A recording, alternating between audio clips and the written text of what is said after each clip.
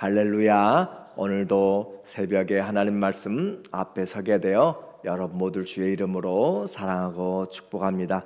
성경 말씀 아가서 5장 2절입니다. 내가 잘지라도 마음은 깨었는데 나의 사랑하는 자의 소리가 들리는구나.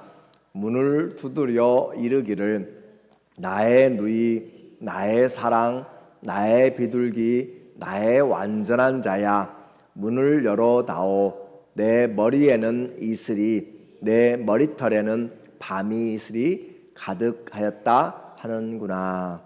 아멘. 오늘은 최고의 사랑, 여섯 번째로 사랑의 갈등이란 주제로 말씀을 같이 나누겠습니다. 신랑과 신부의 그 아름다운 결혼식은 세상에서 가장 아름답고 축복된 그런 광경입니다. 서로를 위한 그 사랑에 그 누구도 방해해서는 안 되는 그 사랑이 바로 부부간의 사랑이고 유일한 사랑이고 특별한 사랑이 돼야 돼요. 이것에서 벗어나면 그것이 바로 간음이라고 하는 것이고, 이것은 하나님과 이스라엘 백성 간에 하나님이 가장 경계하였던 우상 숭배를 영적 간음이라고 해서 하나님이 징계하셨던 것들을 알게 됩니다. 그래서 이제 이 솔로몬과 술람미 여인은 신랑과 신부가 되어서 달콤한 최고의 사랑을 하고, 그리고 친구들과 신혼을 보내고 친구들과 함께 그들과 같이 피로연을 하게 되었어요. 1절에 보니까 내 누이 나의 신부야, 얼마나 가까워졌는지를 우리에게 말해주고 있어요. 내 누이라고 하는 것은 혈육이라는 것이잖아요. 그리고 내 신부라고 하는 것은 한 몸이 된 것이잖아요. 그래서 혈육적으로, 그리고 그렇게 사랑적으로 더 이상 표현할 수 없는 그런 부분을 이야기하죠. 예수님도 우리에게 한 아버지를 우리가 믿으면서 예수님이 내가 너희를 형제라라고 그렇게 이야기하잖아요. 친구라고도 하지만 형제라, 그리고 맏아들이 된 그 예수님의 발자취를 본을 좇게 하려고 우리를 하나님이 만드셨다. 그렇게 함으로써 형제라 하심으로 우리에게 혈육이 그리고 또 우리는 교회는 신부라라고 그렇게 하면서 한 몸이 되도록 하는 것들을 우리에게 말해주고 있어요.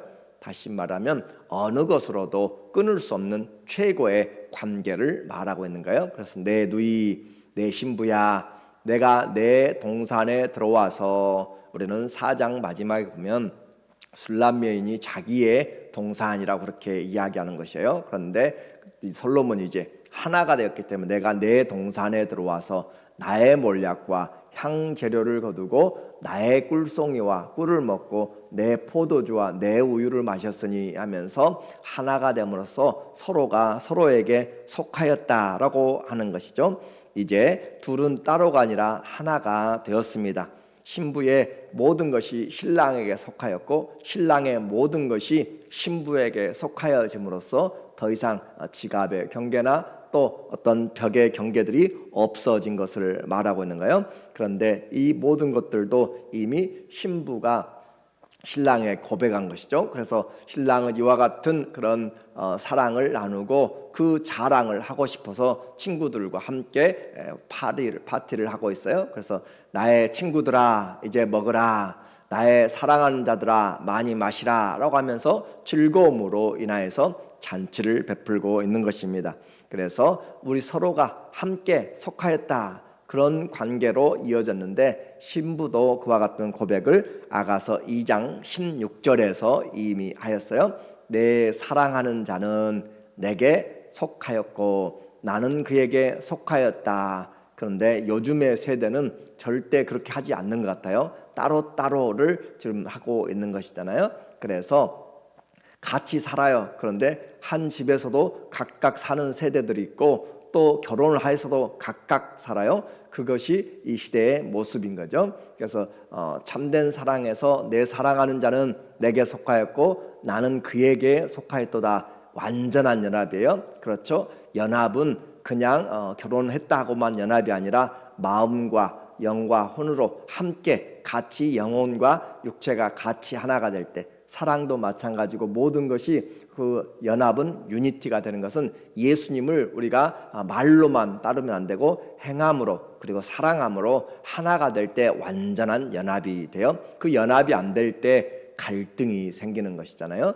그래서 그가 백합화 가운데서 양떼를 먹이는구나. 이것은 이 솔로몬과 술람미의 그 결혼 사랑 이야기는 바로 교회에 대한 영적인 우리의 교훈이다라고 이야기했어요. 그래서 에베소서 5장 31절에 그러므로 사람이 부모를 떠나 그의 아내와 합하여 그 둘이 한 육체가 될지니 이 비밀이 크도다.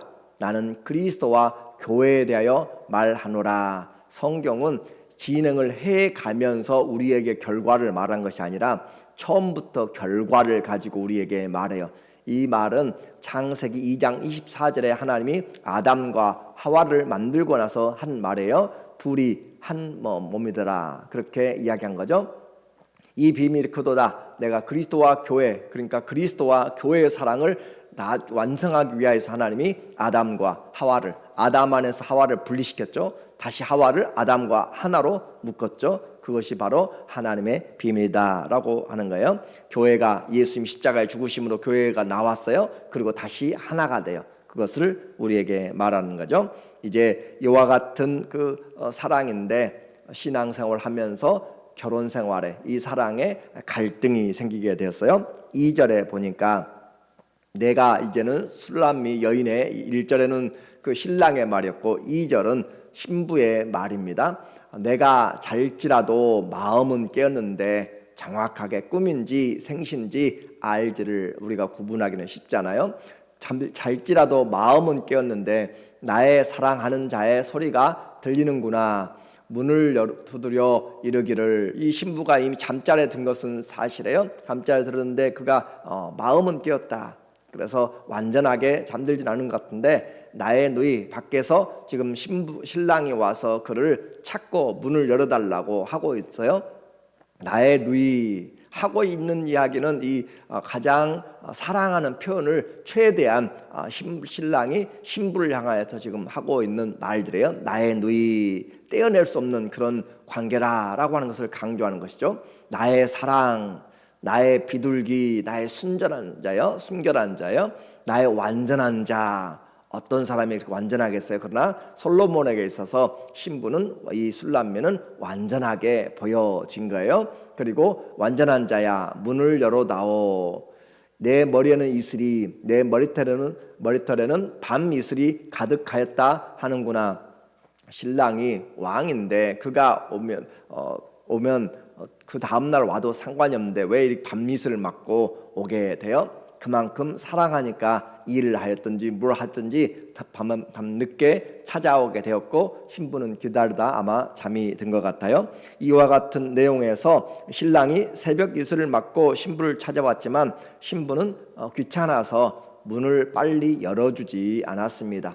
신랑의 그 모든 이야기들, 누이와 사랑과 완전한 자들의 이야기를 들으면서 그의 말의 변명은 3절에 보면 3절 내가 옷을 벗었으니 어찌 다시 입겠으며 내가 발을 씻었으니 어찌 다시 더럽히야마는. 자, 이 발을 씻는다라고 하는 것은 모든 일정이 다 끝나고 그 이스라엘 또 중동 지역에는 밖에 나갔다 오면 발을 씻는 것이고, 그리고 발을 씻고 저녁에 침대에 누우면 우리가 친구가 와서 떡을 달라고 그렇게 강청해도 내가 잠자리에 누웠으니 일어나서 주지 못하겠노라 할 정도로 그렇게 방해를 받지 않는 것이고, 그가 그런 상황에서 내가 발을 씻었으니 어찌 다시 더럽히랴마는. 그런데 신랑이 계속적으로 문을 두드리고 그렇게 하는 거예요. 그래서 그렇게 하는데 갈등을 하고 있어요. 내가 갈까 말까 귀찮은데 그런 과정에 이 신랑은 떠나가 버리게 되었어요. 이제 그가 정신을 차리고 신랑이 그 문을 두드리고 문고리를 잡고 그 소리를 듣고 신부가 일어나서 옷을 입고 나가서 문을 열었더니 내가 내 사랑하는 자를 위하여 문을 열었으나 그는 벌써 물러갔네. 시간이 경과가 되었어요. 그가 말할 때 내 혼이 나갔구나. 그가 말할 때 내가 지금 제정신이 아니었구나. 그 말이에요. 그래서 그 마침내 나갔지만 신랑은 떠나갔습니다. 내가 그를 찾아도 못 만나고 불러도 응답이 없었노라. 이것은 우리에게 신앙생활에서 하나님과 분명히 결혼을 하였어요. 부부관계예요. 그럼에도 불구하고 이런 갈등이 있다라고 하는 것을 어떻게 오늘 이 말씀을 우리에게 적용하는가. 요한계시록 3장 20절에 보면 라오디게아 교회에 하시는 말씀이 있습니다. 내가 문 밖에 서서 두드리노니 누구든지 문을 열면 내가 그에게로 들어가서 나는 그로 더불어 먹고 그는 나로 더불어 먹으리라. 라오디게아 교회에 하는 말이에요. 그래서 이 주님을 받아들이고 했는데 그 안에 함께 거하지를 제대로 못하고 있어서 문을 열어라 라고 그렇게 주님은 계속 노크를 하고 있는 것이고, 주님과 함께 먹고 사는 것, 주님이 함께 거하는 것이 가장 중요한데도 불구하고 그렇게 하지 못한 거예요. 그래서 이 여인 술람미 여인은 다시 신랑을 잃어버리게 되어서 그 신랑을 찾으러 이제는 잠이 번쩍 깬 것이죠. 그래서 그는 쫓아가서 신랑을 찾기 시작합니다. 5장 7절에 보니까 성 안을 순찰한 자들이 나를 만남에, 이미 한번 경험하였죠. 순찰한 자들에게 내 신랑 보았는가, 내가 사랑하는 사람 보았어요 하고 찾고 다녔던 것이 다시 일어나게 되는 거예요. 성 안을 순찰한 자들이 나를 만남에 나를 쳐서 상하게 하였고 성벽을 파수한 자들이 나의 겉옷을 벗겨 가져갔도다. 도움을 바라고 했는데 도움은커녕 오히려 더 어려움을 당하게 되었습니다. 세상을 살면서 주님과의 관계가 멀어지게 되면 우리가 당하는 일이라고 그렇게 생각해 보면 될 것 같아요. 그리스도가 우리와 함께 계시지 아니하면 우리의 심령에, 우리의 삶에 많은 고통과 어려움이 있게 되고 정말 사랑받는 왕비고, 그런데 그의 모습이 몰골이 형편이 아니게 된 것이에요. 그래서 우리가 하나님의 자녀로 세상에서 살아가지만 예수 그리스도가 우리 안에서 왕이 되지 못할 때 우리는 세상에서 하나님의 자녀들로 올바로 잘 살아가지 못하고 있는 그런 영적인 그림을 보게 돼요. 그래서 이 여인은 이제 자기의 모습이 그렇게 자랑할 만한 것도 못 되고, 그러나 이제 그 신랑을 알았기 때문에 그는 그 신랑을 찾기 위해서 백방으로 노력을 하고 찾고 다니는 거예요. 왜냐하면 그 신랑이 없이는 자기의 존재가 되어질 수 없기 때문에 그렇죠. 사랑하기 때문에 그렇죠.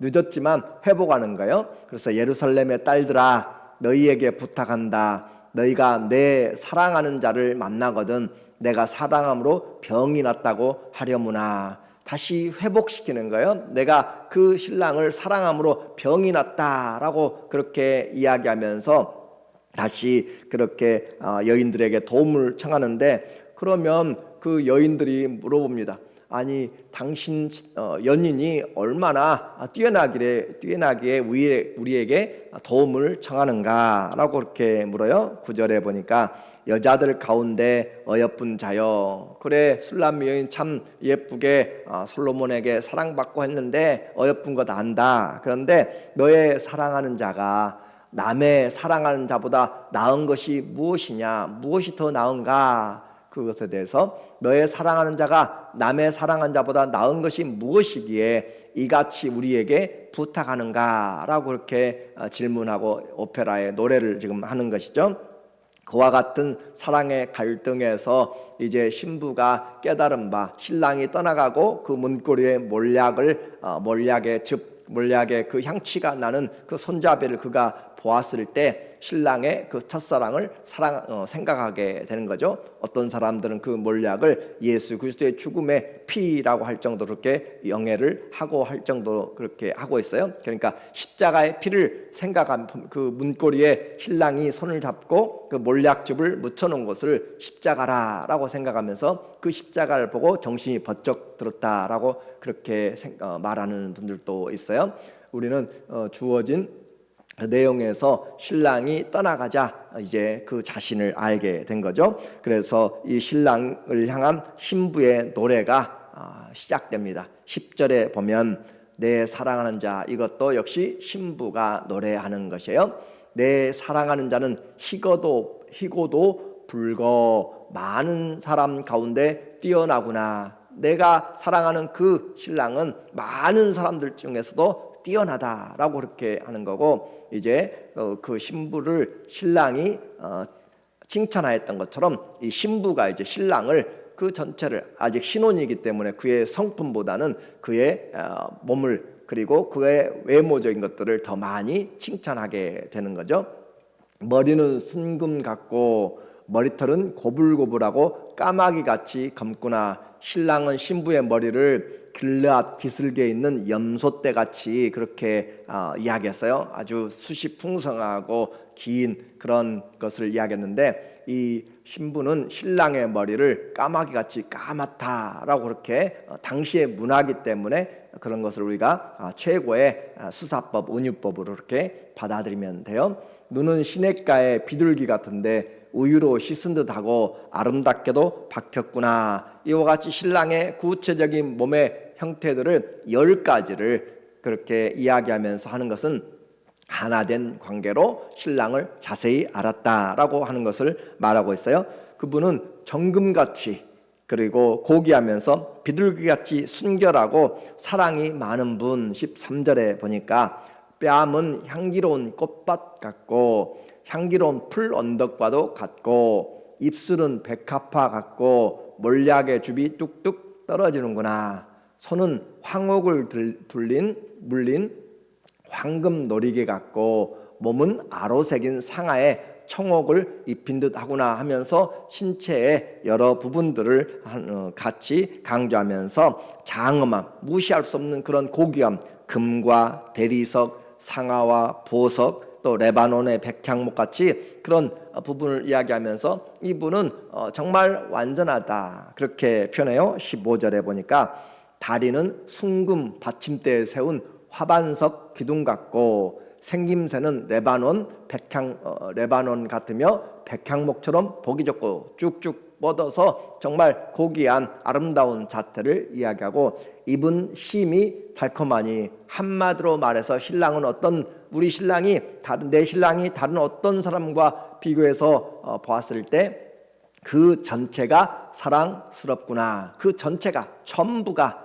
이것은 곧 우리가 주 예수님보다 귀한 것이 없다라고 하는 것을 지금 우리에게 말해주고 있는 신부의 노래이고, 우리의 고백도 주 예수님과 비교할 만한 것이 없다라고 하는 것을 우리가 새겨야 될 내용들을 말하고 있는 거죠. 그래서 예루살렘 딸들아, 여자들 아가씨들아, 이는 내 사랑하는 자요 나의 친구로다. 내 사랑하는 자인데 친구다. 나의 허물을, 나의 말할 수 없는 것을 친구에게, 부모에게 말할 수 없는 것을 친구에게 말한 것처럼 가까운 친구다. 한마디로 이 사람이 나의 님이란다 라고 그렇게 이야기하면서, 그렇기 때문에 좀 찾아달라 부탁을 하고 있는 것이죠. 전체적으로 사랑스러운, 시기심에서 질문하는 그 여자들에게 신부는 자기의 사랑하는 자를 가장 존귀한 자, 그래서 우리의 자랑, 이제 신부의 자랑은 그 신랑이었잖아요. 오늘 성도들의 자랑이 무엇인가? 그것이 제대로 되지 않으면 사랑의 관계에 다른 것이 들어와 있는 거예요. 내가 결혼해서 이 남편의 무엇을, 결혼해서 이 아내의 무엇을 더 얻으려고 하는 것들을 한다면 신앙생활에 그것이 우리에게 여우가 되고 작은 문제들이 생기게 되는 것이죠. 루즈벨트 대통령이 소아마비가 되었을 때 그 부인이 나는 당신의 다리를 사랑한 것이 아니라 당신을 사랑합니다 라고 그렇게 함으로써 그에게 많은 위로와 힘을 줬다고 그렇게 고백하고 있어요. 사람이 다니다가 또 일을 하면서 소아마비가 되어서 다리를 절게 되고 휠체어를 타게 되고, 그렇게 되면 자존감과 모든 것이 다 무너지게 되고, 그럴 때 그 아내가 나는 당신의 다리를 사랑한 것이 아니라 당신을 사랑합니다 라고 함으로써 그가 삼선을 하게 된 거잖아요. 그런 것처럼 우리는 예수님이 주시는 어떤 예수님께로부터 나오는 기도 응답을 사랑하는 것이 아니고, 주님이 주시는 어떤 물질, 건강, 성공, 그런 것들을 사랑하는 것이 아니라 예수님, 그분을 사랑합니다. 그것이 우리의 신앙의 고백이 되어야 되고, 바울은 바로 내가 예수 그리스도와 그 십자가 외에는 내가 자랑하지 않는다라고 하면서 오히려 주님의 그 고난을 내 육체에 채우는 것을 자랑이라라고 이야기하잖아요. 갈라디아서 6장 14절에 보면 바울이 말하기를 그러나 내게는 우리 주 예수 그리스도의 십자가 외에 결코 자랑할 것이 없으니. 우리 자랑은 너무 많아요. 예수님 믿으면서 우리 자랑은 너무 많아서 예수님 믿고 차를, 예수님 믿고 자녀가 뭘 세상의 것들로 인하여서 그 비교하려고 하면은 안 되는 것이고, 우리의 자랑은 예수님 때문에 그 예수님이 가장 중심이 되어야 그가 사랑 가운데서 흔들리지 않냐고. 만약 예수님 때문에 내가 집을 얻었고 사업이 생겼는데, 직장이 생겼는데 직장을 잃으면 어떻게 해야 돼요? 그러면은 우리는 어떤 것들도 다 사라져가게 되고 주님만 남게 되는 것이에요. 우리 사랑은 예수 그리스도 그분으로, 그분의 사랑에 우리의 모든 것이 걸려있는 것이기 때문에, 그래서 그리스도로 말미암아 세상이 나를 대하여 십자가에 못 박히고 내가 또한 세상을 대하여 그러하니라. 우리에게 주의 사랑이 이렇게 와 있을 때 흔들리지 않는, 우리 사랑이 흔들릴 때 갈보리에 세워진 하나님의 사랑을 보라라고 하잖아요. 그래서 주의 손에 못 박힌 그 손자국을 볼 때 우리는 사랑을 회복하게 되는 거예요. 그것이 우리의 자랑입니다. 주 예수보다 더 귀한 것이 없네. 세상의 부귀와 명예, 행복 얼마나 많은 사람들이 추구해요. 그러나 그 주 예수님보다 더 귀한 분은 없습니다. 왜 예수님이에요? 우리의 모든 것 되시고, 우리의 시작과 마지막이 되시고, 우리의 길과 진리와 생명이 되시는데 무엇을 더 주님께로부터 우리가 의심할 것인가? 오늘 이 술람 여인의 자매 광경에서 나타나는 이 교훈은, 참 사랑은 평탄한 것이 아닙니다. 많은 고난과 갈등을 겪어내면서 흔들리지 않게 점점 성숙해 가는 것을 말해요. 그래서 사랑 안에 쓴맛이 있고 단맛이 있고, 그렇게 가면서 점점 견고해지는 것이에요. 행복도 있고 고통도 있습니다. 이겨내야 되는 거예요. 그래서 6월절에 이 아가서를 유대인들이 읽는다라고 하는 것은, 6월절에 그들이 먹는 것이 쓴나물 먹어요. 이집트에서의 노예 생활의 그 쓴나물, 고통, 그것을 기념하면서 쓴나물 먹고, 또 양고기를 먹어요. 그들에게 해방을 시켜준 그 양고기, 그리고 누룩이 없는 무교병, 빵을 먹는 것이잖아요. 죄가 섞이지 않는 것을. 그래서 고통이 없이 승리가 없습니다. 오늘 예수 그리스도의 죽음이 우리에게 새 기쁨을 주신 거예요. 그래서 사랑의 최고장인 고린도전서 13장에서도 사랑의 가장 큰 간은 오래 참음 인내함이라 라고 이야기해요. 13장 4절에 보니까 사랑은 오래 참고로부터 시작해요. 오래 참고 시작해서 견디는 것으로 끝나는 거예요. 그리고 사랑은 온유하며 시기하지 아니하며, 사랑은 자랑하지 아니하며 교만하지 아니하며, 5절 6절 그렇게 진리와 함께 기뻐하면서 그렇게 하면서 7절 마지막에 모든 것을 참으며, 모든 것을 믿으며, 모든 것을 바라며, 모든 것을 견디느니라. 사랑의 시작과 마지막까지가 다 견디는 것, 오래 참는 것, 인내하는 것, 거기에서 나타나게 되는 거예요. 그래서 사랑을 위협하는 가장 큰 적은 무엇인가? 술람 여인이 걱정했잖아요. 우리의 포도를 허는 작은 여우를 잡아주세요 라고 그렇게 이야기를 했어요. 그리고 또 밤의 두려움을 인하여서 60여 명의 그런 챔피언들이, 군사들이, 정예군들이 마차를 호위하는 것처럼 그런 두려움이 그에게 임하였어요. 이것이 갈등인데, 진짜 위기는 자기 자신이었죠. 진짜 위기는 자기 자신의 게으름과 자기 자신의 그 마음, 그리고 망설임, 그것이 갈등의 문제였어요. 주님과의, 우리와의 가장 큰 문제는 다른 것이 아니라 나의 연약함이죠. 나의 갈등이고 내 이익, 내 육신의 정욕, 그것들 때문에 점점 멀어지게 되는 거죠. 주님은 지금도 문을 두드리면서 마음의 문을 활짝 열고 함께 살기를 원하십니다. 그러나 우리는 때로 주님이 좀 불편해요. 나 혼자 있으면 좋겠어요. 마음대로 보고 마음대로 말하고 마음대로 돌아다니고, 좀 주님이 나를 간섭하지 않았으면 좋겠어요. 내 돈 내가 좀 썼으면 좋겠고. 그러나 그런 관계는 친밀한 관계가 되지 않습니다. 예수님을 믿어도 기쁨이 사라지고 없습니다.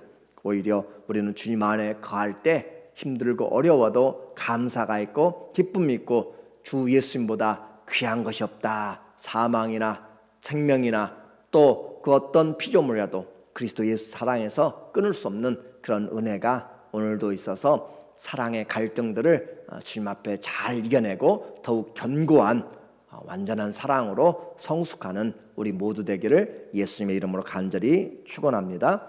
아멘. 기도하겠습니다. 하나님 아버지, 우리에게 예수님보다 더 사랑하는 것들이 너무너무 많이 있습니다. 주님, 우리의 발걸음, 우리의 눈, 우리의 귀로, 우리의 마음에 품은 것들이 주님이 기뻐하시는 것들로 행할 수 있도록 하나님 도와주시고, 예수 그리스도와 십자가 외에는 자랑할 것이 없는 귀한 믿음의 성숙으로 세상을 바라보게 하여 주시고, 주님 안에서 모든 것을 할 수 있는 은혜와 믿음이 있게 하여 주시옵소서. 예수님의 이름으로 감사하며 기도합니다. 아멘.